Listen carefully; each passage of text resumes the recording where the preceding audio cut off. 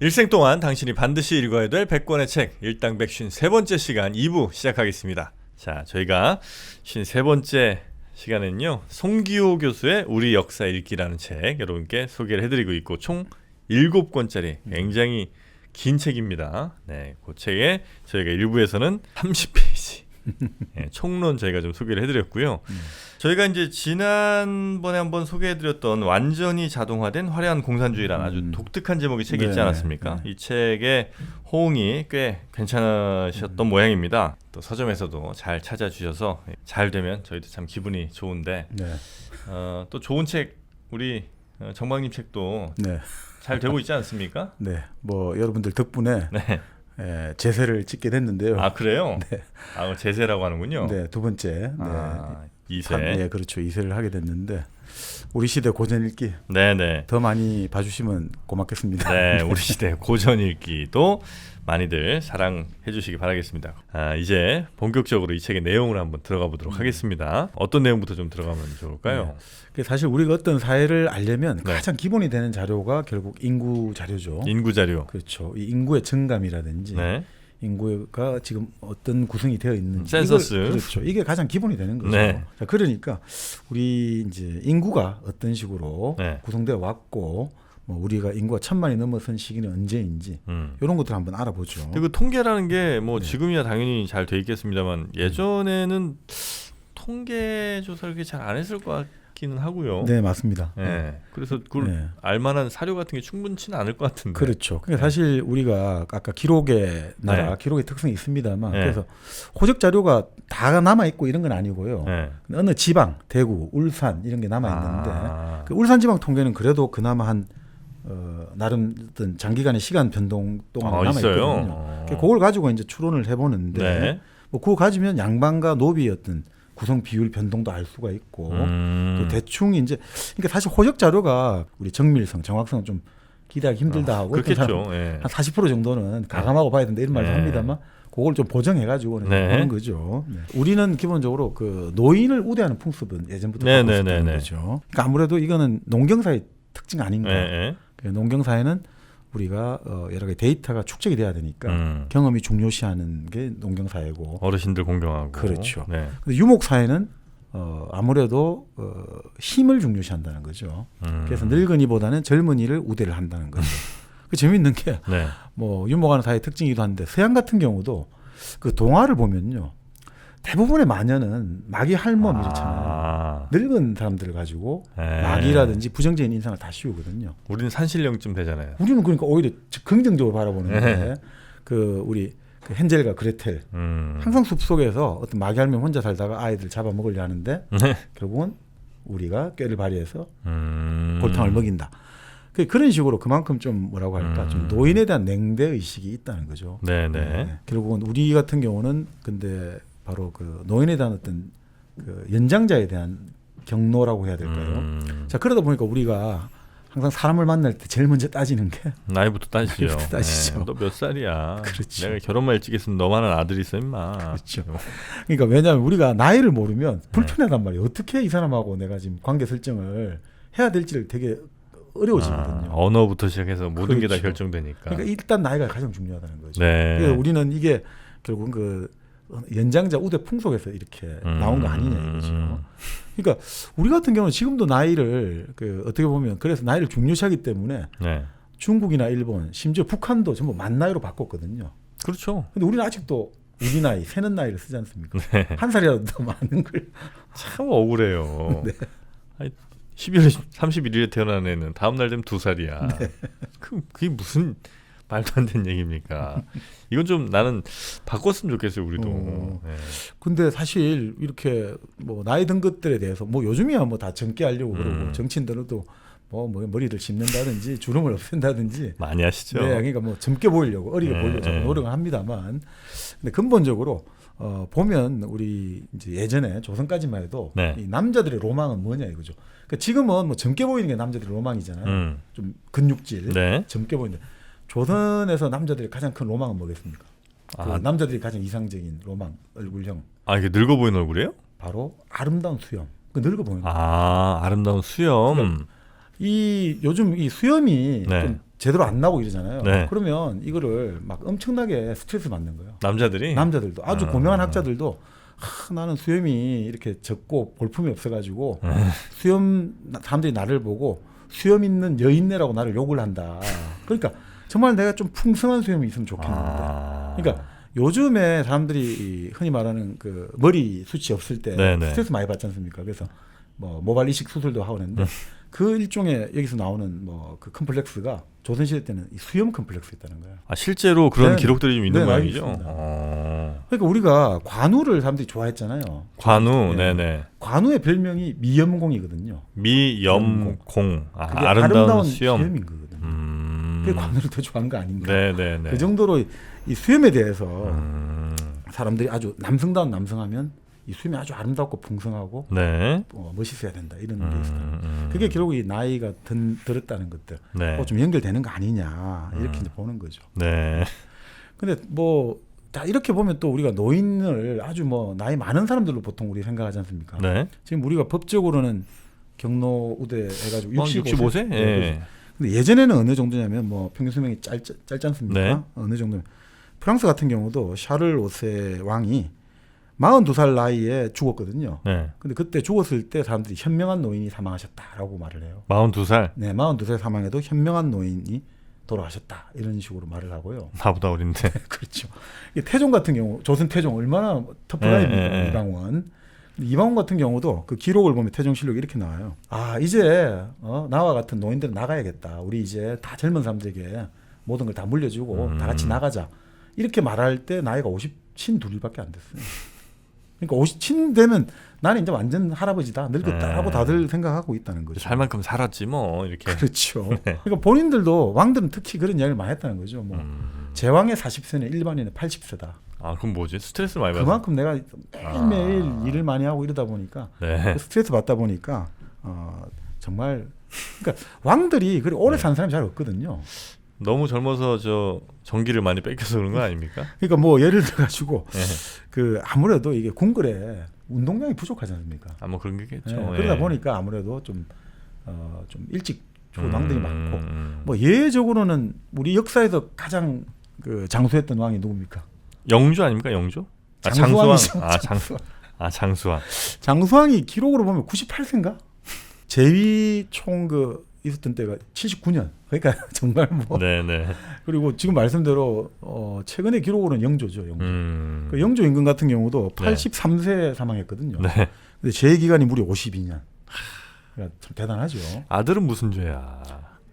아들이 그러니까 사돈대제가 아들이 죄인이죠. 그리고 아버지가 이렇게 오래 계시면 아들 지금 저 영국이 약간 좀 그런 상황 아닙니까? 그 지금 필립공인가? 아 찰스 왕세자가 네. 지금 나이가 70이 넘었죠. 근데 예. 어머니가 아직도 건재하시니까 정정하시니. 네. 어떻게 될지 모르겠습니다. 바로 대를 띄어가지고 뭐 그럴 수도 있겠어요. 예. 여튼 뭐 조선 시대나 이럴 때는 좀 더 이게 풍성하고 나이 들어 보이는 아름다운 수염을 굉장히 선호를 했더라. 그렇죠. 그러니까 뭐 지금도 이제 100세 이상이 되면 나라에서 그 지팡이를 예전 전통식으로 대통령이 하사한다 뭐 이런 이야기가 있더라고요. 아 그래요? 네. 근데 예전에도 이제 그런 풍속이 있었거든요. 아 어르신들한테. 그렇죠. 오래 살았다는 것 자체가 존경하는 대상이 되는 거죠. 아 임금님이 지팡이 같은 걸 선물했어요? 네. 근데 그 이야기를 하죠. 그 기록을 보니까 18세기 말에 네. 전국에 100세 이상 된 이제 어르신들이 89명이었다는 거죠. 야 그래도 그때도 많이 계시네. 이게 이제 1789년이니까 정조 네네네네. 시기잖아요. 그리고 그 당시 인구가 한 740만 정도로 보거든요. 네. 근데 이제 1996년에 한 200년 정도 지났잖아요. 그 당시 전국 기록이 100세 이상이 1124명, 인구가 4,500만이거든요. 네. 그러니까 인구가 6배 늘 동안에 100세 이상 고령자는 13배가 증가했거든요. 그러니까 확실히 지금 이제 여러 가지 영양 상태라든지 네네. 이런 것들이 많이 좋아졌고 그리고 조선시대에 사실 나이가 많은 거는 좀 잘 봐야 돼요. 왜냐하면 나이 많으면 혜택이 많이 주니까. 야 일부러 뻥튀기를 하시는구나. 그렇죠. 사실 나이가 뭐 그 병원에서 정확하게 증명서를 할 하는 것도 아니고. 네, 그러니까 그렇지만 어떻든 나이 드는 것들을 존경하는 분위기가 되다 보니까 네. 그런 장수자에 대해서 예의를 표하고 사회적으로도 경로 네. 이런 의식들이 있었고 그림 같은 경우 보면 그 그림에 우리 조선시대 그림 보면 바위라든지 네.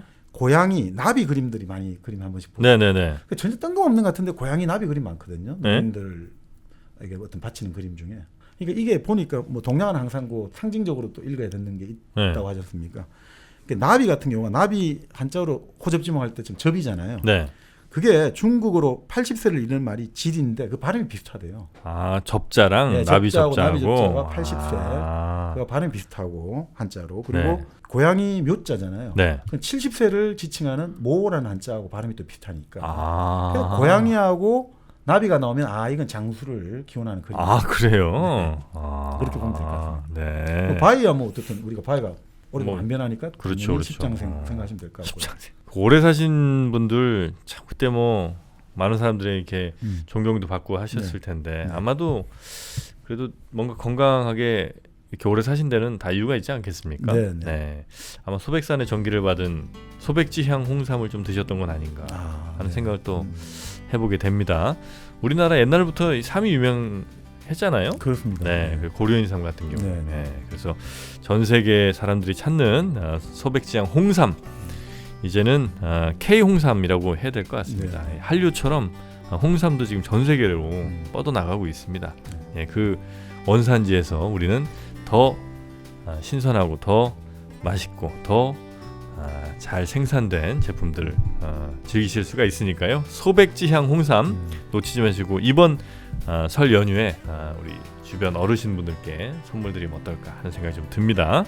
소백지향 홍삼 저희 링크 타고 들어가시거나요. 아니면 포털 사이트에서 소백지향 홍삼 이렇게 검색하셔도 좋겠습니다. 네, 지금 이제 이벤트 기간이라 10%를 더 그러니까 원래 10만 원어치면 그건 이제 만 원어치 더 해서 이렇게 이제 드린다고 하니까 지금 이벤트 기간에 구매하시면 더 많은 혜택 가져가실 수가 있습니다. 자, 그러면 우리 나이 얘기 좀 더 해봐야 될 것 같은데 그래서 조선 시대에 우리가 유추해 볼 수 있는 몇몇 통계들을 근거로 보자면 이제 고령자 비율이라든지 아니면 그렇죠. 양반과 뭐 노비의 비율 이런 것들을 이제 우리가 볼 수가 있다는 거죠. 그렇죠.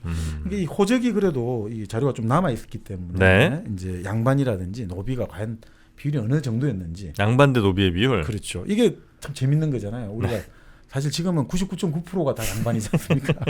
근데 이제 참 요 울산 지방에 남아 있는 호적을 가지고 이 신분 변동을 한번 추적해 봤다는 거죠. 한 20%좀 아닐까요? 한번 볼까요? 네. 그 영조 때. 영조 때. 영조면 우리가 18세기 초중반이죠.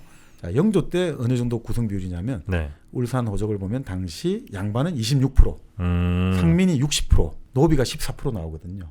그래요? 네네. 상민이 많았군요. 네. 그러니까 일반적인 뭐 노비도 아닌 양반도 아닌. 네네. 그런데 순조 때, 순조면 19세기 초죠. 네. 순조 때는 양반 비율이 53.47로 거의 배가 늘어나 버리죠. 그리고 노비는 0.92%로 확 줄어들죠. 노비 그렇게 없어요? 네네.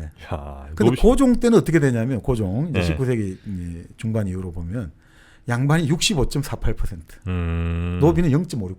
그러니까 노비는 다 사라진 거예요. 일대 벌에서.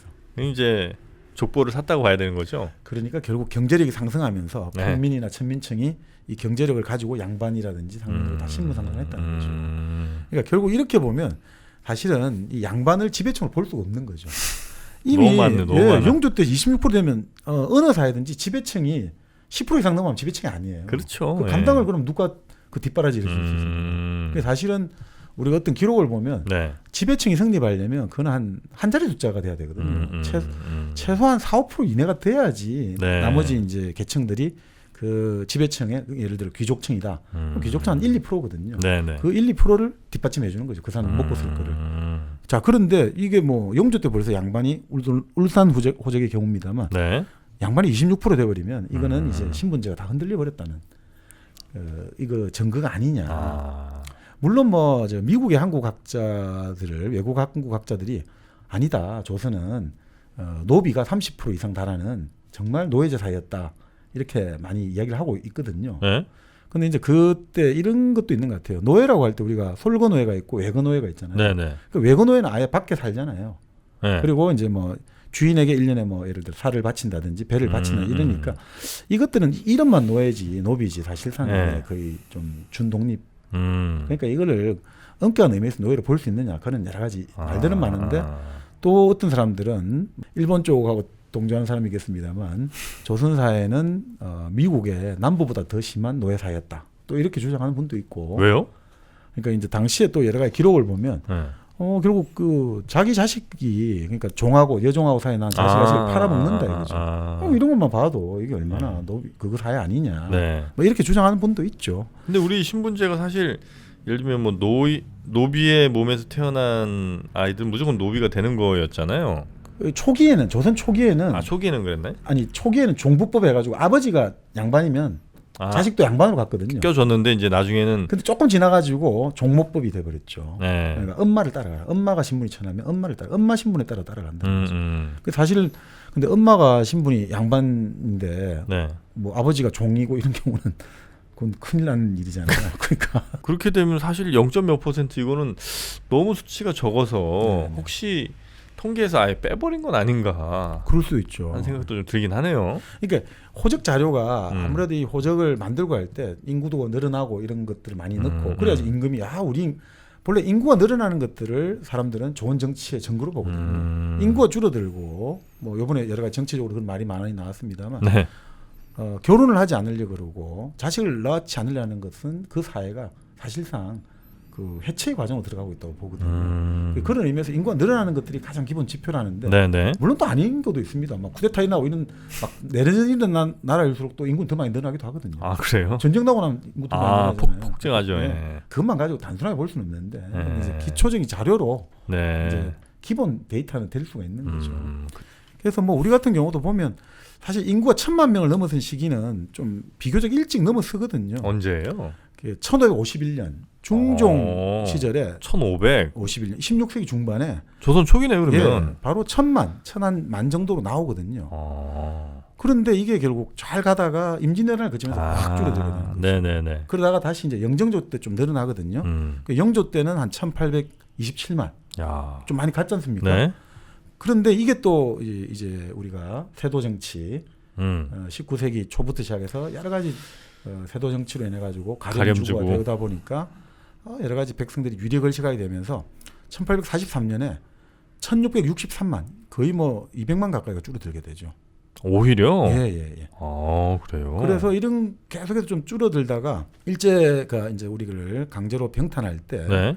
그때 1910년에 1742만 정도. 1700? 42만. 인구가 안 느네 잘. 그러니까 영조 때보다도 오히려 한 100만 그 100만 가까이 줄었죠. 그래요. 예, 거의 뭐 200년이 다 안 됐습니다만 네네. 오히려 인구는 100만 더 줄은 결과가 되는 거죠. 살기 이렇게 썩 편하고 뭐 태평성세는 확실히 아니었던 모양이네요. 그 사이가. 네, 그러니까 이게 뭐 여러 가지 물론 이제 조선 후기에 아까 말씀드린 대로 또 경제적인 여러 가지 그 경영형 분홍이라고 해야 될까요? 네. 부가 축적되고 이런 것도 있습니다만 또 이제 여러 가지 가렴주구라든지 우리가 보통 우리가 세금이라고 할 때 국가에 부담을 지는 게 네. 전세, 땅세를 내야 되고 그다음에 이제 군정이라고 하죠. 음. 지금은 우리가 군역을 하는 게 이제 군대를 가고 예비군을 하고 이거지만 조선 때는 16세에서 60세까지 짊어지지 않았습니까? 근데 부르면 무조건 가야 되는 거죠? 네, 그러니까 그게 이제 순환적으로 무조건 가고, 그러니까 무조건 매년 하는 건 아니고 이제 네. 요 때가 되면 뭐 네. 몇 달씩도 하고 1년도 하고 이렇게 하지만 보통 60세까지 짊어져야 되니까 그걸 나중에 거의 뭐 죽을 때까지 한다고 봐야죠. 그렇죠. 그러니까 네. 균역법 해가지고 나중에는 배를 바치고 해가지고 네. 이렇게 했습니다만 그런 거라든지 또 환곡이라든지 이런 게 부담이 너무 이제 그 가중되다 보니까 네. 그 사람들이 살아갈 수가 없는 거죠. 그래서 인구가 아무래도 좀 많이 늘지를 못했다. 네. 볼 수 있는 거죠. 인구 자료도 한번 저희가 살펴봤고요. 네. 또 뭐 있습니까? 네, 그러면 이게 우리가 인구에서 그 다음에 나오는 게 이제 삶과 죽음인데. 삶과 죽음. 네. 근데 이제 죽음부터 먼저 나오더라고요. 네. 그래서 사실 우리가 지금도 뭐 여러 가지 아까 잘 안 바뀌는 게 죽음이라고 했지 않습니까? 네. 근데 우리가 참 이게 뭐라고 할까 부모의 어떤 죽음이라든지 이런 죽음에 관해서 예전부터 뭐 어느 다이나 마찬가지이긴 합니다만 아주 특별한 좀 의미를 많이 두긴 건 사실인 것 같습니다. 어떤 의미를? 네. 고구려 백제 같은 경우도 3년장이 나오고요. 장을 3년장 그러니까 참 오랫동안 치르는 거죠. 네네. 그다음에 이제 조선 때 승리학의 영향을 받으니까 좀 더 이게 그 장래에 좀 더 네. 관심과 자원을 투자를 해야 되니까 장래 기간은 좀 줄어들었는데 상복 입는 기간이 대폭 늘어났다는 거죠. 상복을 입는 게. 네. 그러니까 사실은 우리가 3년상 하면 우리가 36개월은 아니고요. 네. 이 찾아보니까 실제는 27개월에 해당되더라고요. 27개월? 네. 1년 9개월로 치는 것 같아요. 아 그래요? 네네네. 그러니까 제대로 3년상을 제대로 하는 건 아니군요. 그렇죠. 그리고 네. 그 고려 시대만 해도 네. 27개월이잖아요. 네. 그러면 27달이잖아요. 달을 날로 바꾼대요. 27개월을 27일로 바꾼다는 거죠. 한 달을 하루로 치가지고 그렇게 편법을 했다는 거죠. 한 달을 하루가 한 달 같다 뭐 이런 얘기를 이제 우리가 그렇죠. 많이 하는데 네네. 이분들은 그렇게 계산을 하셨군요. 네. 만 3년은 아니고. 그 기간도 물론 짧은 건 아닙니다만. 그렇죠. 우리 생각보다는 많이 좀 짧네요. 그렇죠. 근데 이제 조선에서는 이제 그 성리학이 들어오니까 원칙대로 3년을 하자. 네. 이렇게 됐는데 그 우리가 심효살이라고 하지 않습니까? 그 이제 어머니 아버지 묘에서 옆에 천막 같은 운막 짓고 예. 거기서 이제 묘를 모시고 사는 거죠. 예. 그래서 사실 그렇게 하다 보면 사람들이 빨리 죽거든요. 예를 들어 서울에서 아주 편하게 살다가 네. 그 심효살이 하다가 또 그 심효살이 할 때는 음식도 거친 음식 먹고 이래야 되거든요. 네. 못 버티고 죽는 사람도 많아요. 그러니까 그럼 안 되잖아요. 하긴 날도 춥고 그러면. 네. 네. 그래서 어떻게 하느냐? 종을 시키는 거예요, 대신. 자기 하인을 심효살을 대신 시키는 거예요. 아이, 그게 무슨 의미야? 그 하인을 이제 27개월간 하인들이 하는 거죠. 그리고 하인이 3년간 하고 나면 면천을 시켜주는 거예요. 하인을 이제 해방 시켜주는 거예요. 해줄만 하지. 그렇죠. 그럼 한번 해볼 만한 거죠. 근데 그렇게 딱 하면 이제 하인은 면천 되잖아요. 네. 그리고 어쨌든 3년간 심효살을 했다 이거죠. 네. 그럼 나라에서는 정문이라고 효자다 해가지고 붉은 문을 탁 내주는 거죠. 야, 너는 효자다 이거죠. 어쨌든 했다. 다의 모범이 된다 이거죠. 그러니까 이게 참 눈 가리고 아웅 같은데 그런 식으로 했다는 거죠. 이게 우리 예전에 뭐 한때겠습니다. 고려장 뭐 이런 게 있었잖아요. 네네. 그 이제 고려 시대 때 있었던 거겠죠, 당연히. 그런 이야기를 하죠. 네. 없었나? 하여튼 그래서 그때는 뭔가 이렇게 연세 많으신 어르신들을 이렇게 유기 방치 뭐 이렇게 한 거 아닙니까? 그래서 그거가 혹시 아까 말씀해 주신 것처럼 서양에서는 그 나이 많은 게 그렇게 막 공경받을 만한 일이 아닌 그런 어떤 유목민적인 문화 이런 게 잠깐 좀 있었나 하는 생각이 좀 살짝 들어서 그런 건 아니었을까. 그러니까 이게 고려장 같은 경우는 본래 네. 우리가 없었고 일제가 이런 식으로 만든 거다 이런 말도 있고요. 그런가요? 또 일본 영화 나라야마 부시코 보면 네. 그 고려장 풍속이 나오죠. 그래요? 그러니까 이제 거기서는 워낙 척박한 환경이다 보니까 네. 그 남자아이를 태어나면 오히려 죽여가지고 밭에 거름으로 쓰고 여자아이는 키운단 말이죠. 왜냐하면 여자는 팔아먹으면 되니까. 아이고. 그 환경에서 이제 어르신들이 나이가 들면 네. 산에 버려야 되는데. 네. 근데 이제 보통은 그럴 때 어떻게 하면 이가 이제 부실해지고 음식을 못 씹으면 요때 되면 버리는데 이 할머니가 너무 건강하단 말이죠. 그래서 어떻게 하면 이 할머니가 돌로 자기 이를 깨버려요. 돌로? 왜냐하면 내가 가야 되는데 자식들에게 부담이 된다 해가지고. 아이고. 깨고 이제 올라가는데 자식이 차마 어머니를 버릴 수 없으니까 자식 등을 떠밀면서 가라고. 너가 가야지 내가 마음 편하게 있을 수 있다. 그런 거 나오거든요. 그러니까 오히려 일본의 그런 풍속들 아주 좀 척박한 환경 속에서 그런 것도 있었지 않았을까. 네. 근데 뭐 사실 환경이 척박하다 보면 그러니까 지금 우리가 이제 3년장 이렇게 많이 말씀을 하고 있습니다만 이건 좀 아무래도 경제적 기반이 있는 지배층들의 이야기 같고요. 19세기 기록 같은 경우 이렇게 나와요. 평상시에 죽으면 시신을 그냥 들판에 내놓았다 이렇게 나오거든요. 그래요? 네, 그래서 뭐 특히나 기근이라든지 전염병이 올 때는 뭐 이게 안 되잖아요. 네. 그러니까 어떤 사람 같은 경우는 막 그냥 풀로 덮어가지고 장사를 제대로 흙을 뭐 이게 아니라 그냥 풀이나 나뭇가지로 대충 덮어가 장사를 지낸다든지 아니면 그 뭐 아이들이나 이런 같은 경우는 시신을 사가지고 나뭇가지에 매달아 놨대요. 나뭇가지에다가 이렇게. 그러니까 그 19세기 말에 여행했던 외국인 여행자가 너무 깜짝 놀랐다는 거죠. 이게 나무에다 전부 뭐가 매달리는데 전부 다 시체가 매달려 있다는 거죠. 그래서 사실 그런 풍습들이 다 같이 공존하고 있지 않았겠나 보고 있죠. 지금 제가 이제 좀 찾아보니까 뭐 고려장이 있었다는 역사적 어떤 뭐 기록 같은 건 이제 아마 발견되진 않는 모양이에요.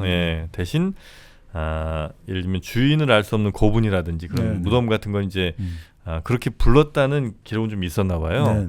그래서 아마 그거를 이제 좀 잘못 우리가 이해하고 받아들인 게 지금 이제 우리가 알고 있는 고려장인 것 같은데 그런 건 역사적으로는 뭐 사실은 아닌 걸로 아마 지금 보이고 있습니다. 자, 그래서 네. 집안의 어르신들이 이제 돌아가시면 그런 뭐 3년상 네. 실제로는 3년이 아닌 그렇죠. 3년상을 이제 네. 지내고 나라에서는 이걸 또 칭찬해주고 그렇죠. 이런 풍습이 좀 네. 있었고요. 근데 뭐 사실 참 이게 또 재미있는 게 네. 그 지금은 또 그 탈상을 보통 49제라고 하죠. 49제. 49일 지나면 뭐 기독교인이든 누구든 49일을 좀 심리적으로 이제 뭔가 이제 어머니와 아버지에게 애도를 표했다. 뭐 네. 이런 식으로 많이 생각을 하시잖아요. 네. 이런 거 보면 또 이 기층에 흐르는 불교의 영향도 무시 못하는 거죠. 49주일이라는 날짜가 사실은 불교에서 나온 거죠. 49제에서 나온 거니까. 그러니까 뭐 이런 것들을 다 보고 있으면 이게 참 많이 복합적으로 섞여 있는 것 같습니다. 문화라는 것들이. 네. 근데 뭐 사실 장사라는 것들, 장례 지낸다는 거는 이제 이런 이야기를 해요. 원래 감춘다는 뜻이라는 거예요. 감춘다. 뭐를 사실 시신이라는 게 사실 네. 노출되면 그렇잖아요. 그러니까 잘 감춘다는 뜻이라는 거죠. 아. 해고를 감초가 드러내지 않게 하는 게 장사라는 거죠. 아, 그래서 이렇게 꽁꽁 싸매기도 그렇죠, 하고 그렇죠. 관안에 넣어놓고 다시 다 감춰버리잖아요. 아. 그렇게 해가지고 네. 왜냐하면 이제 우리 관념은 그래서 음택이라고 하잖아요. 무덤을 그늘음자죠. 네네. 살아있는 사람의 집은 양택이라고 부르거든요. 똑같다는 거예요. 음과 양이 바뀌었다 뿐이지. 네네네. 그래서 이제 우리가 흔히 말하는 풍수지리가 그 음택과 양택이 서로 교통한다 이거죠. 서로 소통하기 때문에 네. 좋은데 이제 묘를 쓰면 그 기운을 받아가지고 네네. 그 집안이 잘 일어난다. 뭐 이런 개념인데 네. 그만큼 이제 이 사람이 죽거나 살아있으나 항상 정신을 같이 해라 이런 뜻이겠죠. 그런 뜻 같습니다. 근데 네. 지금은 화장을 많이 선호하지 않습니까? 예전에 뭐 현실적으로 화장을 하는데 네. 이게 새로운 풍습은 아니고요. 또 어떤 사람들 화장을 일본이 화장을 하지 않습니까? 화장, 불에 태운다는 그렇죠. 그 화장이죠. 우리는 전통적으로 매장 아니냐 이래 보는데 네. 사실 또 이게 돌아가고 있는 거거든요. 옛날로 우리 화장을 했었나요? 고려시대 때가 불교 국가잖아요. 화장을 선호했죠. 네네네. 그러다가 조선이 들어오면서 아까 지금 말씀드린 대로 부모의 음택에 잘 모셔야지 된다.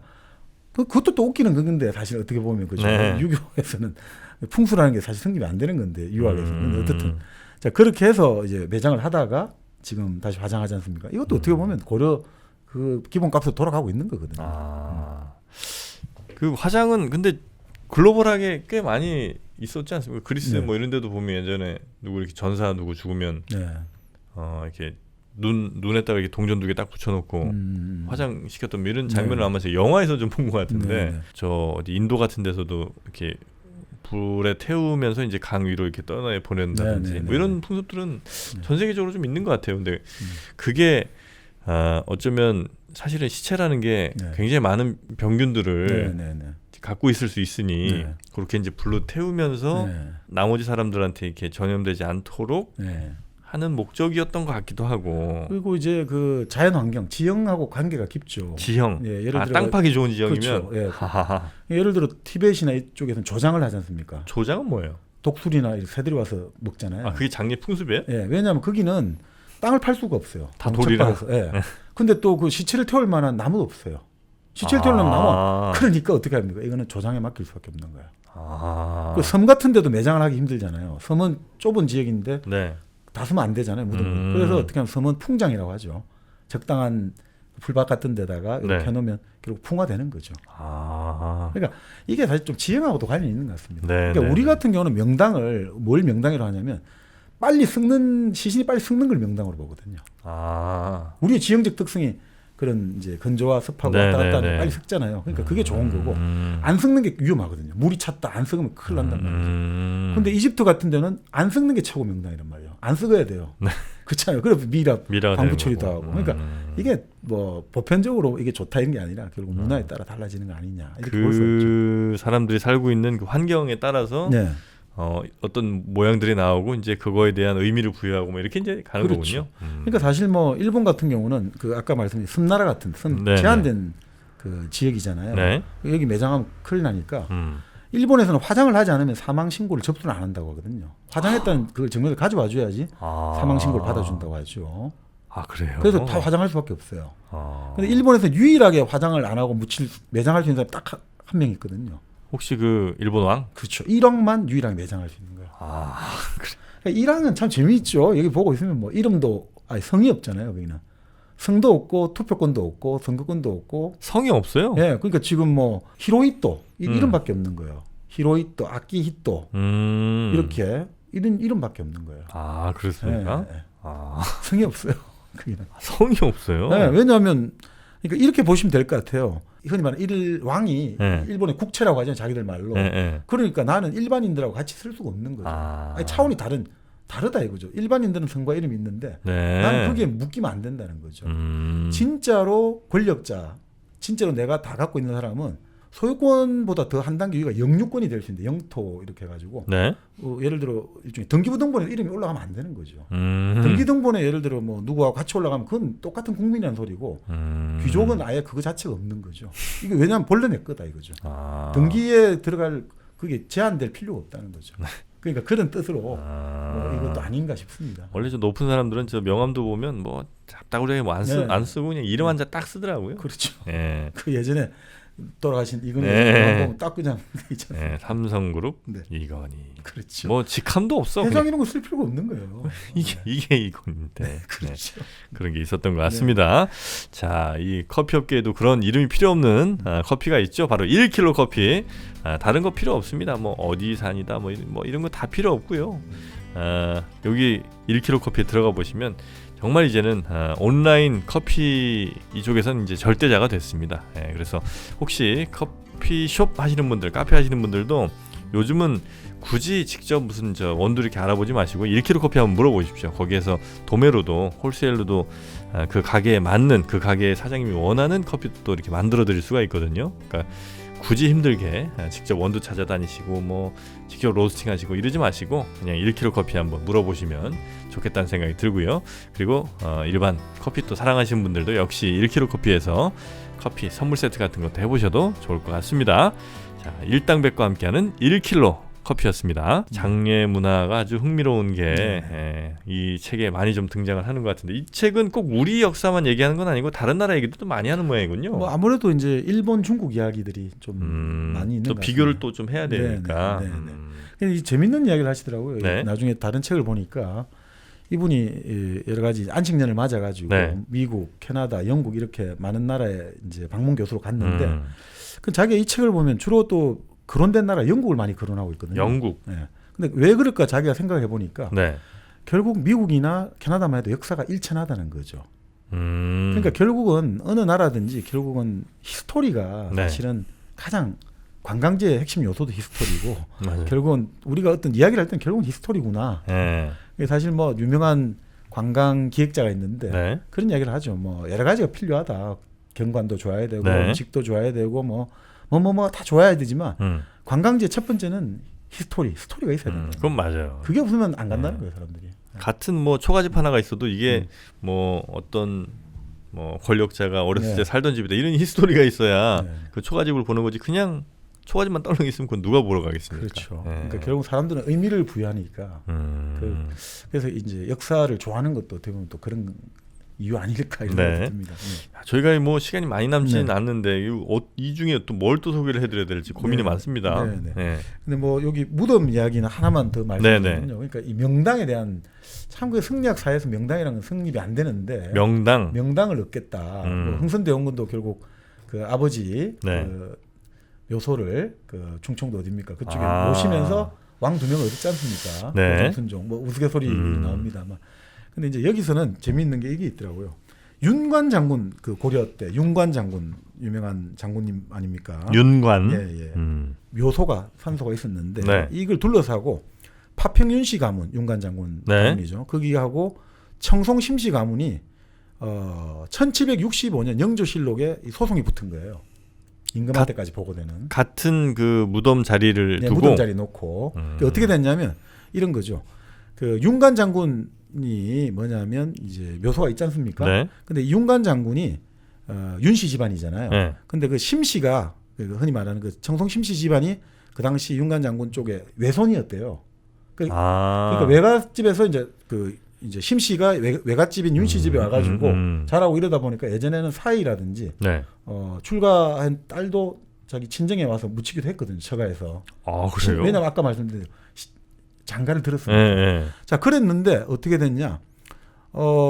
결국은 윤관 장군 묘소가 있는데 그 심시 묘소 쓴 거죠. 네. 그러니까 이 나중에 싸움이 붙은 거죠. 서로 이장을 해라. 이게 명당이다. 1765년에 그 소송 난 게 나와요. 그걸 산송이라고 부르거든요. 보통 명당 소송하는 것들을. 산송? 예, 산에서 하는 소송이다. 이거 산이 주로 무덤을 산에 쓰니까. 네. 자, 그런데 이게 1765년에 그 기록이 됐단 말이죠. 네. 그게 해결된 게 언제냐면요. 그 이제 결국 그 무덤 문제가 심씨 가문과 윤씨 가문의 그 싸움. 무덤 예, 언제 해결된? 1765년에 65년에 이제 영조 시작됐고요. 예, 예. 뭐 물어보시는 거 보니까 꽤 오래 간 것 같은데 네, 네. 한 100년 보겠습니다. 1865년. 2008년에 해결됐습니다. 2008년에. 그래서 사실 2008년 이전에 여기 책에 보면 사진이 나오거든요. 파주에 그 묘소가 있는데 윤관 장군 묘소 위에 담장이 쫙 가로로 쳐져 있어요. 그 위에 이제 청송 심시 묘소가 있거든요. 아, 그래요? 그래서 2008년에 결국 이제 심시 묘소를 이전하기로 합의를 본 거죠. 그러니까 1765년에서 2008년까지. 아, 이게 나가라고 한 거예요? 결국 이제 왜 우리 윤씨 집안의 묘소에 심시가 섰느냐 네. 이렇게 해가지고 싸움이 붙은 거죠. 와. 그게 그러니까 몇 년 걸린 겁니까? 이게 240년. 아니, 그 사이에 저 신미양요도 있었고 네네. 병인양요에 6.25에 그렇죠. 별별 일들이 다 있었는데 네. 2008년에 끝났다고요? 네, 네. 와.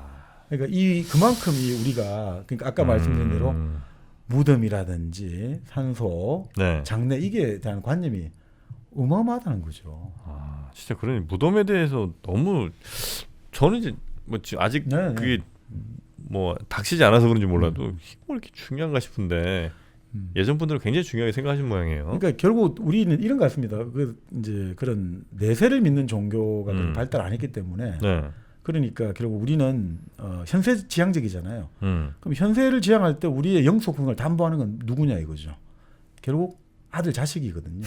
그러니까 결국 조상부터 시작해서 과거와 나 현재와 미래를 가는 거는 결국 이런 어떤 연속성이 필요한데 그걸 보여주는 게 무덤 아니냐 이거죠. 그러니까 이걸 내가 지금 관리하듯이 내 두 손도 관리해 줄 것이고 그럼 나는 대대로 불면한다는 관념이 사회에 있으니까 결국 이 무덤에 대한 집착이랄까 족보에 대한 집착 이런 게 나오지 않나 이런 생각이 듭니다. 야, 지금 제가 그 말씀해주신 심 씨와 윤 씨의 싸움, 다툼, 산송, 결국 2008년에 화해를 했는데 그 사진을 좀 보는데 그 묘가 좋긴 좋네요. 묘자리에 엄청 신경 쓰시긴 했는데 이게 무슨 의미가 있나? 제가 이제 제일 상징적으로 말씀드리면 바로 그 종묘 있지 않습니까? 조선 왕들 제일 좋은데 묘를 안 썼습니까? 종묘, 뭐 그렇게 영릉수. 근데 조선 망했잖아요. 그렇게 제일 좋은 것만 우리나라에서 제일 좋은 묘자를 썼을 그렇죠, 텐데. 왕인데. 근데 망했잖아요, 조선은. 그러니까 이걸 보고 있으면 사실은 뭐 예전에 이제 다산 정량생이 그 풍수지리를 한마디로 이제 격파라기보다는 좀 그렇게 사람들의 어떤 심리를 꾸짖은 거죠. 뭐라고요? 부모가 살아서 그렇게 자식들 보고 잘 되라고 애가 닳도록 기도를 하고 옆에서 훈육을 하고 사랑을 해도 안 고쳐지는데 그래서 그 부모가 죽었는데 그 죽은 부모가 도대체 무슨 힘으로 살아있어도 그렇게 안 고쳐지는 거를 죽어서 어떻게 그걸 하냐. 너무하지 않냐 이거죠. 그건 너무하지 않냐. 그렇죠. 그러니까 그런 이야기를 하셨는데 근데 그만큼 이제 사실 뭐 이런 어떤 전통들이 심했던 거죠. 네, 묘자리 얘기 아주 흥미롭게 해봤고요. 그다음에 또 뭐 삼가 죽음 관련된 얘기가 더 있습니까? 묘소를 지내고 하는 것들이 제사를 지내는 문제가 되고 있는데 조선 전기만 해도 이제 윤회봉사라고 윤회 돌아간다 이거죠. 윤회하듯이 봉사 제사를 지낸다는데 딸도 지내고 작은 아들도 지내고 돌아가면서 지냈거든요. 아, 예를 들어 아버지가 돌아가시면 그렇죠. 딸도 제사를 지내고 돌아가면서 자 올해는 큰아들 형님이 지냈으니까 언제까지 그랬다는 거예요? 조선 전기에 상당히 조선 전기에 조선 전기에 선비들이 오늘은 누님 집에 가서 이제 뭐 아버지 그거를 올리는데 신주는 안 가지고 지방만 써서 지냈다 이런 기록이 나오거든요. 근데 이제 결국은 조선 후기에 이제 신분제가 흔들리니까 마다들에게 다 주는 거죠. 이제 독점적으로 주게 되고 하는데 자, 그러다 보니까 예전에 이런 그 동등하게 지내고 뭐 여러 가지 하면서 결국 이제 상속의 문제와 관련되지 않습니까? 그러니까 상속을 그 상속 소송이라고 할까 이것도 꽤 있었거든요. 상속 소송. 네, 이제 뭐 누나와 동생이 그렇죠. 송사를 하기도 하고 이런 것들도 있고 또 뭐 이제 결국 문제가 첩자식에게 또 재산 많이 물려주고 싶은 사람도 있는 거예요.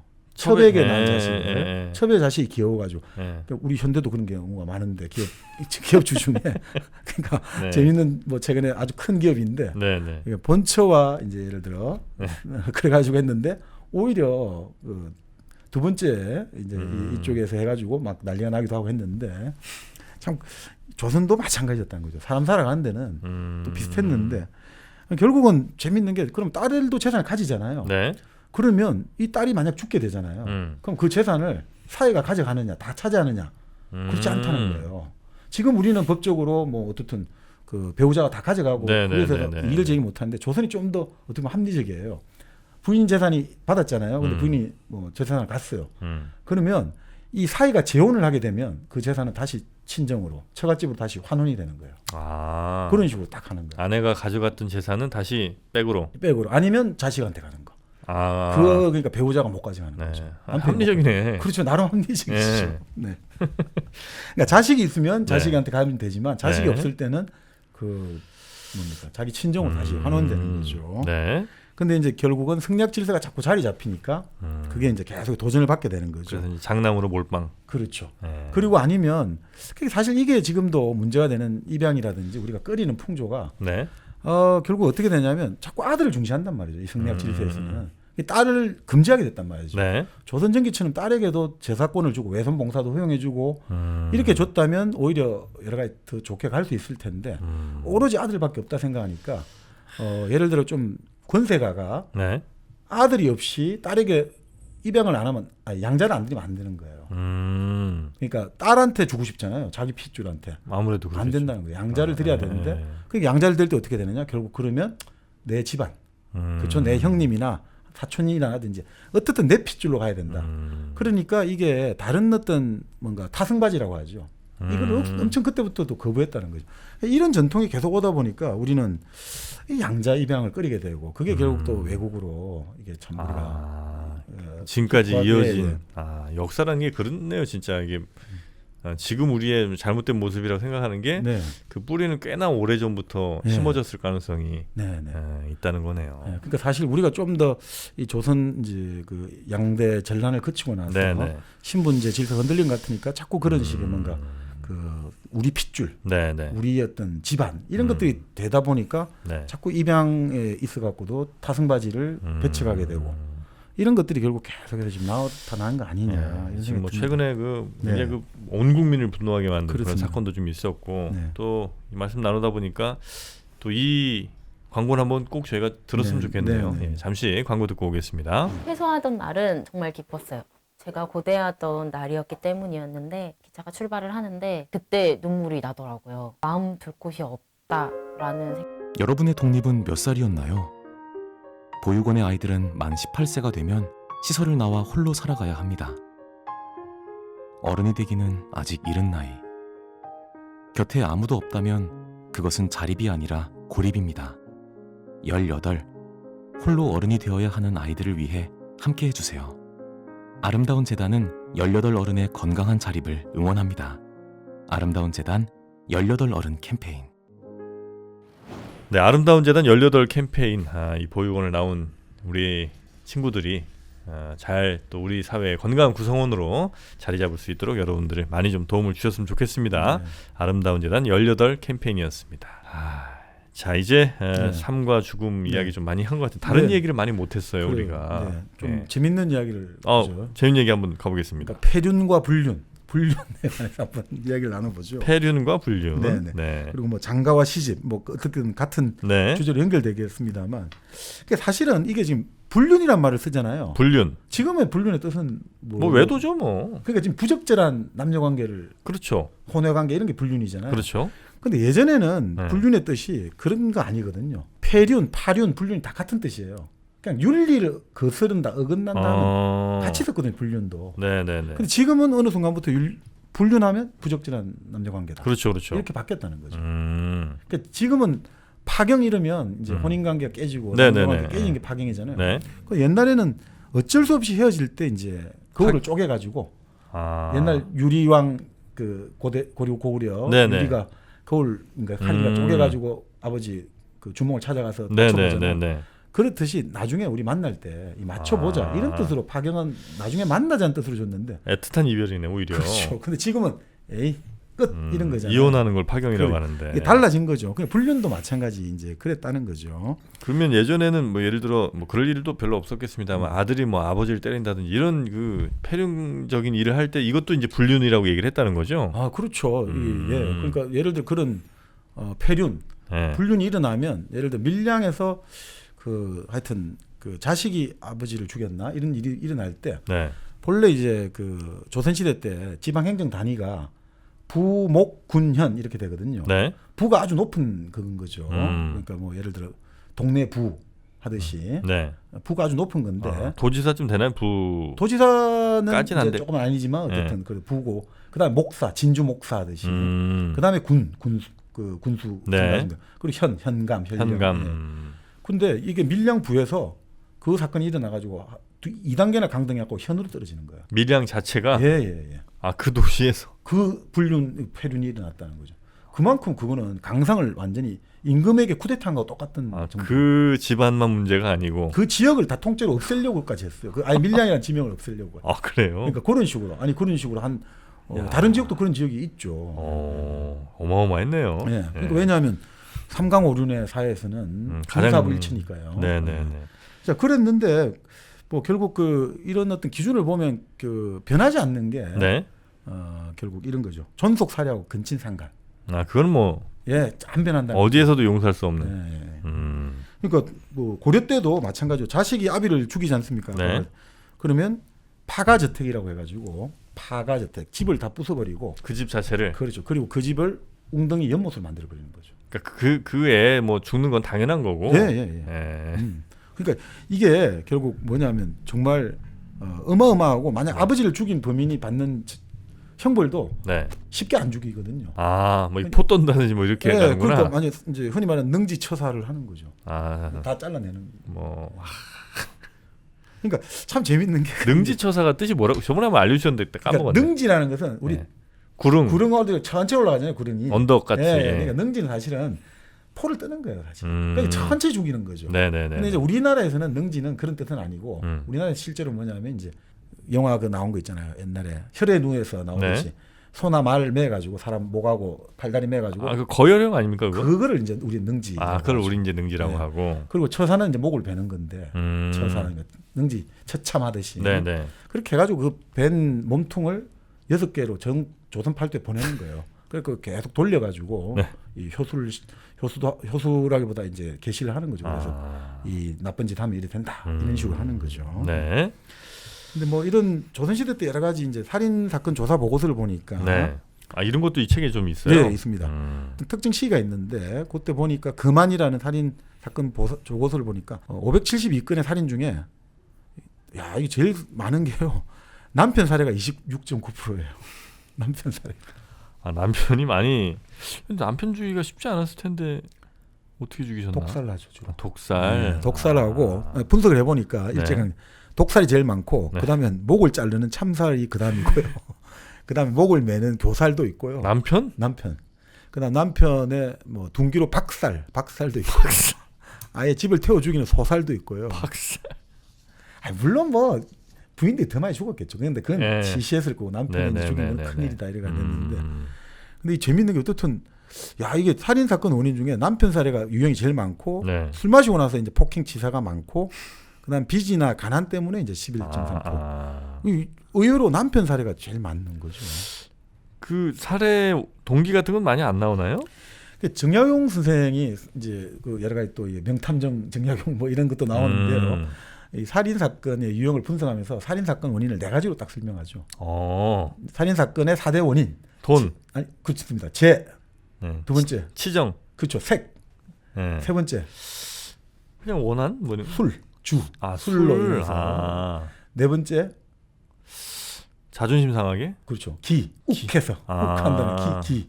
기질, 기분. 욱해가지고. 그러니까 사실 재색 죽인 거죠. 재색 주기. 근데 그 중에서도 양대 산맥은 재와 색인 거죠. 그러니까 결국 그게 핵심이에요. 그건 뭐 수천 년 전이나 지금이나 똑같은 것 같아요. 여성들이 그만큼 많이 억눌리고 있다 보니까 남편 살인이 일어나는 것들이 참고 참다가 터져 나오게 되고 그렇기 때문에 아주 잔인한 방법으로 많이 나오더라. 네, 이렇게 이제 네. 보고 있습니다. 그렇겠죠. 네. 에휴. 사실 근데 조선도 역사를 보면 세종 때 유감동 사건이 있고요. 유감동? 예. 성종 때 어우동이라고 하죠. 아, 오동. 이게 똑같은 비슷한 유형의 사건이에요. 네. 유감동도 예를 들어 양가집 교수인데 네. 바람을 막 사람들하고 이제 바람을 피워가지고 큰 사건이 무리를 일으킨죠. 네. 일종의 권력자들하고도 바람을 피우고 권력형 스캔들이 된 거죠. 아, 그 어울노동도 마찬가지인데 네. 재밌는 게 유감동은 그렇게 큰 형벌을 안 받아요. 아, 많이 이 남자 네. 저 남자를 만났지만 네, 더 오히려 어우동보다 더 고관 대작들하고 스캔들이 났는데도. 근데 성종 때 어울우동은 네. 이제 결국 사형을 당하게 되죠. 음. 그러니까 결국은 이제 오히려 성종 때 가면서 결국 주자학적 질서가 완성되면서 이제 이 여성의 자유분방함은 완전히 엄격하게 처단을 해야 된다. 이렇게 된 거 아니냐 이렇게 보고 있는데 네. 자 그렇기 때문에 결국은 좀 그런 여성들의 억눌린 것들이 네. 이 폭발할 때 이제 이런 식으로 끔찍한 드러나지 범죄로 또 않았을까. 예, 예. 이어진 것 같다. 물론 남성 범죄는 그 흔히 말하는 여성 범죄가 복이 있는 빙산이라면 그 남성 범죄는 숨어 있는 그 빙산이 뭐 되겠죠. 드러나지도 않고 그렇죠. 뭐 신고도 안 된 경우가 훨씬 더 그렇죠. 많았겠죠. 맞습니다. 예. 예. 야, 살인 사건 통계가 네. 또 있군요. 네, 네. 아, 이건 그래도 이제 네. 살인 사건은 어쨌든 나라에서 다 조사를 하니까 그 조선왕조실록 같은데 기록이 좀 남아 있어서 이렇게 우리가 알 수 있겠군요, 이런 거는. 그렇죠. 그러니까 우리가 뭐 사실 지금 이제 왕조실록도 있고 네. 성정원 일기라든지 계속해서 많은 것들이 전선화되면 더 이제 그 입체적으로 자료를 교차 분석할 수 있으니까 네. 더 재밌는 것들을 많이 보지 않을까 네. 이제 이런 생각이 듭니다. 예. 자, 살인 사건까지 네. 좀 살펴봤고요. 네. 아, 그리고 또 뭐 재밌- 예 아까 말씀드린 뭐 결국 시집 장가가는 것들 네, 네. 한번 우리가 봐야 안 되겠습니까? 그러니까 보통 우리가 혼인하고 결혼을 따로 해야 된다 이런 말을 많이 하잖아요. 혼인하고 결혼? 네, 결혼은 뭐 일본식 한자어고 아, 그런가요? 혼인이 우리식이다 이런 말들을 많이 하는데 근데 왕조실록이나 이런 말 봐도 결혼이란 말 많이 나오거든요. 아, 그래요? 네, 그러니까 너무 그렇게 볼 필요는 없다. 네, 그러니까 아, 그런 게 진짜 많아. 그러니까 네. 약간 일본식 한자 혹은 뭐 일본식 표현이라고 판단되면 실제로 그런지 안 그런지에 네. 대한 정확한 판단 없이도 무조건 일단 안 쓰고 보니까. 그러니까 뭐 어떤 분들이 그런 이야기도 하시는데 채소라고 써야 되고 야채라고 써야 네, 안 그러니까 된다. 방송에서는 야채라고 못한다 뭐 이런 게 네. 있어요. 근데 최근에 또 여러 가지 또 연구 보니까 그렇지는 않다. 그러니까 네. 참 그러니까 이 말이라는 것들에서 우리가 그 네. 뭐라고 할까 이 의의 창고를 우리가 네. 스스로 줄일 필요는 없지 그러니까요. 않나 이런 생각이 좀 듭니다. 닭도리탕도 대표적인 건데 네. 그 국립국어원에서도 발표를 했어요. 네. 이게 일본 말에서 왔다는 근거는 우린 없다. 네.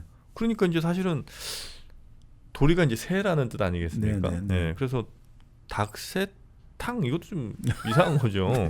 그래서 오히려 그 닭을 도리내서 도려서 이렇게 저 네. 탕으로 만들었다. 이게 더 그러니까 우리 말에 더 가까운 거 아니냐 이제 이런 얘기들이 있는데 지금도 여전히 못 씁니다. 방송에서는 닭 볶음탕 뭐 이렇게 쓰는데 그게 사실 뭐 이게 이상해. 우리가 표준이란 게 필요는 한데 네. 그 표준에 너무 집착하다 보면 네. 그 언어라는 건 변하잖아요. 언중의 선택에 따라 가지고 옛날에 자장면이라 써야 되지 뭐 짜장면 발음도 안 됐는데 지금은 받아들이잖아요. 자장면, 네, 네, 짜장면 네, 둘 네. 다 표준으로. 네. 그러니까 결국은 너무 이제 그 어떤 언어의 그 고정적인 거에 집착하다 보면 이건 네. 또 어떻게 보면 또 언어 파시즘으로 흐를 수 있으니까 그렇죠. 좀 이런 것도 좀 우리가 좀 조금 경계 그러니까 뭐든지 극단으로 올라가는 건 조금 네. 경계하는 게 좋지 않을까 이런 생각이 듭니다. 네. 하여튼 뭐 이제 설이 점점 다가오고 있는데요. 이럴 때 또 타트 체리 같은 거 하나 네. 선물 주변 분들한테 주시면 좋을 것 같다는 생각이 좀 듭니다. 이 왕비님몰에서 타트 체리를 비롯한 여러 선물하기 좋은 제품들 많이 또 네. 다루고 있거든요. 왕비님몰 이렇게 이제 검색을 하시면 바로 들어가실 수도 있고요. 저희가 또 링크 걸어드리도록 하겠습니다.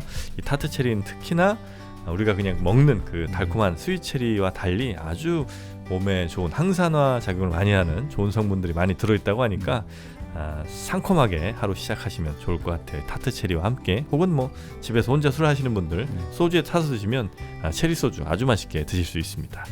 타트 체리 왕비님몰에서 꼭 주문하시기 바라겠습니다. 자, 이제 재밌는 네, 얘기. 혼인, 그렇죠. 근데 네. 이제 본래 혼인이라고 할 때 네. 재미있는 게요.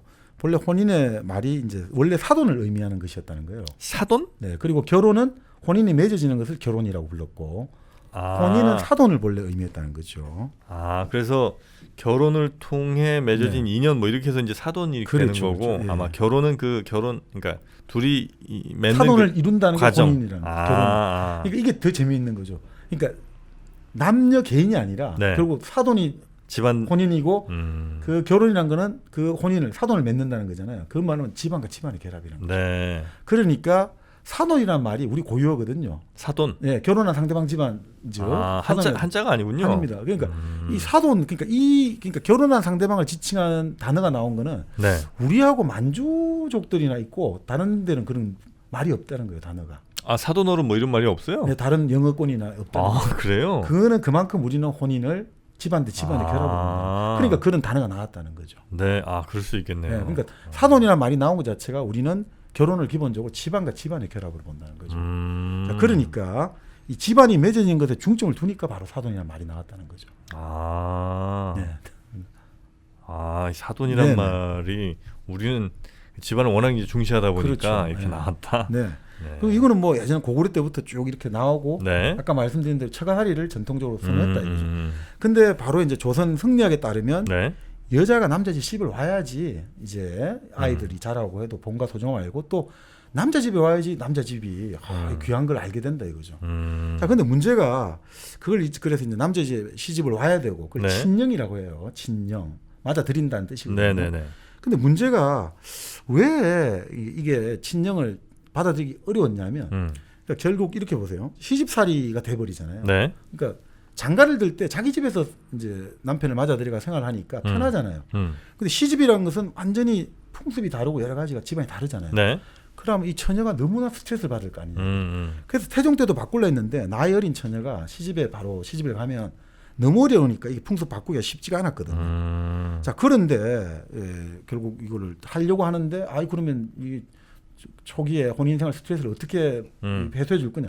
그렇게 계속 많이 나오다가 16세기에 나온 절충안이 네. 뭐냐면 결국 좀 결혼을 하고 나서 신부집에서 일단 혼례를 치르자. 신랑 신부집에서. 그리고 좀 머물다가 시댁으로 네. 가자. 그 절충안이 그렇게 나왔다는 거죠. 조금 이제 여러 가지 충격 완화 시간을 좀 주자. 거기에 대한 뭐 문제의식이 좀 많이 있었나 보네 그때도. 네, 그러니까 왜냐하면 그 아무래도 이제 또 이제 시댁에 들어갈 때 네. 문화적인 충격도 있겠습니다만 또 여러 가지 살림살이 이런 것들을 또 아무래도 가지고 가야 되니까 그 여자 집에서 그 부담도 되고 네네네. 본래 이제 처가에 들어올 때는 장가를 들 때는 남자 쪽에서 일종의 신부대라고 할까요? 약간의 예물이라든지 이런 뭔가를 들고 왔다는 거죠. 네. 그런데 지금은 이제 들어갈 때는 여기에 들고 와야 된다고 할 때 일종의 지참금, 다월이 느낌을 주니까 네네. 이게 이제 부담이 되니까 그런 것들 속에서 이제 절충안이 나왔던 거죠. 네. 근데 그러다 보니까 이때 정도를 기점으로 해서 이제 처가살에 대한 비하하는 관념이나 속담들이 많이 나오기 시작한 거죠. 이제 남자가 왜 그런 거 있잖아요. 겉보리 스말만 있으면 처가살이를 하지 않는다. 뭐 뒷관과 처가는 멀수록 좋다. 이런 말들이 나온 게 이제 처가살이 안 좋아. 그렇게 계속 이제 이래 올리기를. 그렇죠 만든 거죠. 그래요. 네. 요즘 진짜 뭐 거의 한 90%는 아마 처가 쪽인 것 같아요, 그죠? 그러니까 역시 다시 아무리 몇백 년 눌러놨지만 또 돌아온다는 거죠. 기본값이 그만큼 무서운 거라는 거죠. 네. 네. 근데 이제 뭐 우리가 이게 재밌는 게 옛날 역사를 보니까 이 네. 약탈혼 이런 거 있잖아요. 보쌈한다 이런 게 이런 풍속도 좀 있거든요. 네. 그래서 뭐 예를 들어 제일 강한 게 소박 맞는다는 거 있지 않습니까? 소박 맞는다. 네. 소박이 저희 무슨 뜻이에요? 그러니까 이 소박이라는 거를 보통은 뭐 우리가 생각할 때는 뭐 쫓겨난다 이렇게 생각하는데 이게 좀 달라요. 소박이라는 게 뭐냐면 네. 우리 소통할 때 성길 소자 있죠. 좀 사이가 소원해졌다. 네. 그 소자를 쓰고요. 박은 박대한다. 그러니까 한마디로 남편이 배우자를 박대하는 걸 푸대접하는 걸 소박 맞는다. 그래요? 그러니까 뭐 양반집 같으면 푸대접해도 집안이 막 따로 살잖아요. 네. 안채가 있고 여기 사랑채가 네. 있고. 그럼 막 남편이 나를 박대하고 내를 대접 안 해줘도 내가 안방 많이 물어서 그냥 집안 달림하는 걸로 재미를 냈는데 네. 일반적인 집에서는 소박을 맞을 때 첩을 데리고 오거든요. 보통은. 그러면 뭐 살 수가 없잖아요. 거기서. 그러면 결국 어떻게 되냐면 친정에 가가지고 일종의 소박대기가 되는 거예요. 완전히 눈물로 일생을 보내든지 아니면 할 수 있는 방법이 습첩이라는 풍속이 있어요. 습첩. 첩?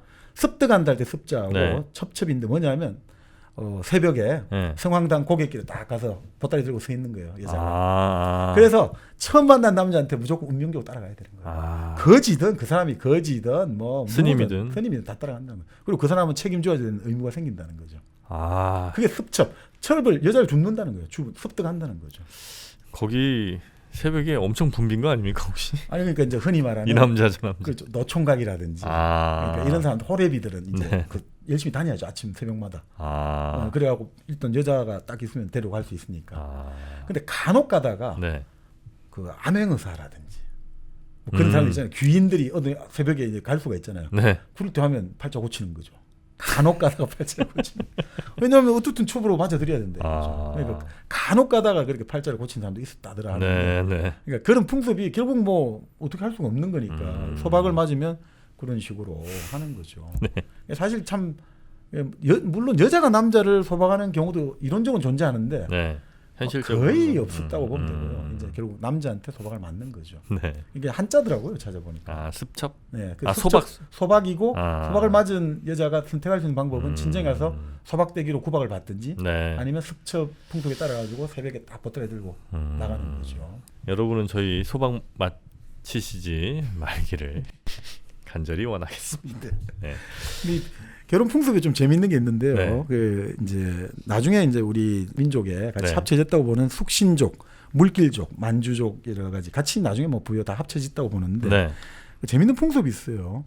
자, 혼인하려고 할 때 어떻게 하냐면 남자가 여자 머리에 깃털을 꽂아주는 거예요. 깃털 참 좋아하죠, 그러니까. 자, 깃털을 꽂아주고 여자가 승낙할 경우는 그 깃털을 가지고 이제 집으로 돌아가고 그러면 이제 그 여자는 이 남자와 내 결혼하겠다고 이제 깃털 딱 가지고 돌아가니까. 아, 그러면 깃털? 이제, 예. 이게 새라는 게 결국 그런 거 아니겠습니까? 이 새라는 게 하나의 어떤 보통 옛날에는 저승과 이승을 메신저도 되지만 네. 사랑의 메신저도 된다. 그렇죠. 그러니까 이 깃털을 참 중시하는 것 같아요. 네네. 그리고 이제 이 숙신족의 풍습은 부인은 정숙하지만 처녀는 음란하며 건강한 사람을 귀하게 여기고 늙은 이를 천하게 여긴다. 이게 어디 쪽에서 온 분들이에요, 이분들? 숙신하면 이제 우리가 부여 쪽 해가지고 그 이제 그 아, 만주 북쪽이군요. 쪽에 북쪽에 보시면 될 것 같아요. 그러니까 여기가 결국 나중에 합쳐진다고 우리하고 보시면 될 것 같아요. 네네네. 우리한테 이제 흡수가 된다고 네. 보시면 될 것 같아요. 이럴 때는 왜 처녀가 음란하냐면 이 처녀가 애를 베면 더 가치를 인정받았다는 거예요. 그만큼 내가 생식 능력을 보여주지 않았냐 이거죠. 아, 처녀가 애를 배도 할 말이 있다. 예. 좀 다른 거군요. 네. 네. 그만큼 나는 애를 베는 능력을 입증했으니까 나는 이미 증명된 출산을 증명한 거 아니냐. 그래서 오히려 처녀 때는 아주 베리어스 아주 자유롭게 연애를 했다는 거죠. 그렇습니까? 그러니까 그런 이야기를. 지금보다 낫네요. 네네. 그리고 물길족이죠. 여기 풍습이 참 재미가 있는데. 물길족은 또 누구예요? 그 밭 같은 그 바운더리 생긴 만주 쪽에. 북쪽 동네. 네. 여기는 어떻게 나오냐면요. 혼인을 하고 싶잖아요. 네. 그럼 저녁에 남자가 여자 집에 가가지고 그 처녀의 유방을 잡았다가 그만둔다.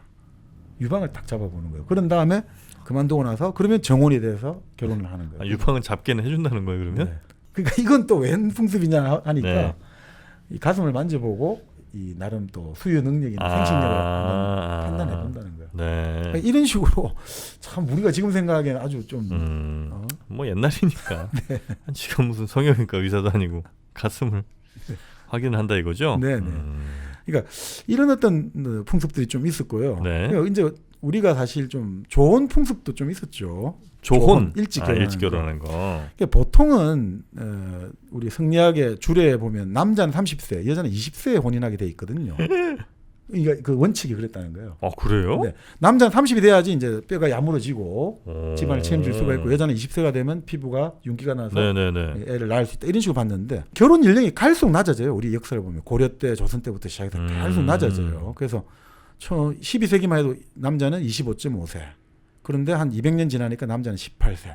그런 식으로 갈수록 낮아져요. 네. 그 여자도 연령이 갈수록 뭐 예를 들어 20.4세에서 13.9세로. 13.9세? 뭐 13.9세면 우리 나이로 한 15, 15, 네. 근데 이렇게 낮아지니까 인구가 빨리 늘어나는 거죠. 아. 연령이 낮아질수록 가임 기간이 길어지니까 네. 출산 이제 많이 늘어날 수 있잖아요. 아. 그러니까 그 쭉 보고 있으면 이런 것들이 계속 이제 혼인 연령이 낮아지기 시작하더라. 네, 이렇게 네, 되는 네. 거죠. 야, 이게 한 500년 지나서 지금의 시대를 또 기술하면 뭐 예를 들면 조선시대 때는 한 13.9세까지 내려갔던 네. 여성 평균 뭐 저 결혼 연령이 네. 21세기에 들어서는 뭐 39세까지 늘어졌다. 네. 뭐 네. 이런 게 통계로 나중에 또 그렇겠죠. 사람들이 평가를 하겠네요. 네, 네. 네. 그러니까 사실 이제 이 조언이 아무래도 저희 같은 경우도 보니까 네. 결혼을 빨리 하는 경우가 집안이 아주 부유하든지 아니면 아주 없든지 극단적이더라고요. 맞아요. 그러니까 빠른 친구 같은 경우는 고등학교 졸업하고 바로 애를 낳아가지고 공장 다니면서 바로 애 결혼해가 애를 낳고 또 어떤 경우 같은 경우는 친구가 대학 졸업하자마자 뭐 방해 마치고 25세 바로 직장도 안 다니는데 바로 결혼하더라고요. 좀 사는 집이죠. 그렇죠. 그러니까 예. 극단적이더라고요. 저 맞아요. 주변에 예. 봐도. 이때도 마찬가지였다는 거죠. 왜냐하면 뭐 아주 하층민들 같은 경우는 뭐 눈치 볼 거 없고 뭐 할 게 없으니까 남녀의 어떤 예. 그거밖에 할 게 없고 또 상류층 입장에서는 아들을 결혼시켜 후손을 빨리 봐야 된다. 그러니까 빨리 낳는다는 거죠.